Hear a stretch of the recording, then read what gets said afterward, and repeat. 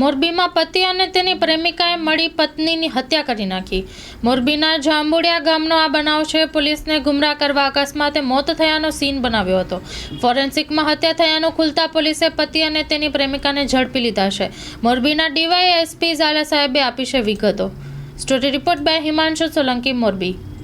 મોરબી તાલુકા પોસ્ટે ખાતે એક ખૂનનો બનાવ નોંધાવા પામેલ છે. જે કામે વિગતવાર હકીકત એવી છે કે મોરબી તાલુકાના જાંબુડિયા ગામ ખાતે આવેલ ઓલવિન સિરામિક નામની ફેક્ટરીના લેબર કોલોની ક્વાર્ટરમાં પાછળના ભાગેથી એક લાશ મળી આવેલ હતી. જે લાશ પાયલ ઉર્ફે રાનીબેનની હતી.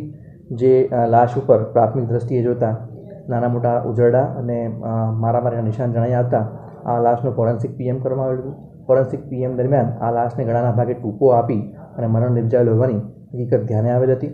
તેથી આ કામે વિશેષ પૂછપરછ હાથ ધરતા આ કામે જે ફરિયાદી છે તે મરણ જનારના પિતાજી થાય છે.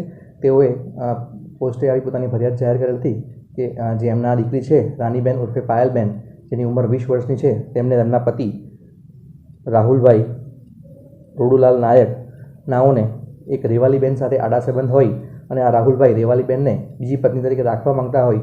જે કામે મરણ જનાર ના પાડતા હોય, જેના કારણે આ બંને આરોપીઓ ભેગા મળી મરણ જનારને ગળે ટૂંકો આપી ત્યારબાદ લેબર ક્વાર્ટરમાં ઉપરના ભાગેથી આ લાશને કમરના ભાગે દોરડું બાંધી નીચે નાખી પુરાવાનો નાશ કરેલ હોય. આ સંદર્ભે વિગતવાર ગુનો દાખલ કરવામાં આવેલ હતો અને બંને આરોપીને અટક કરી ધોરણસરની કાર્યવાહી હાથ ધરવામાં આવી હતી.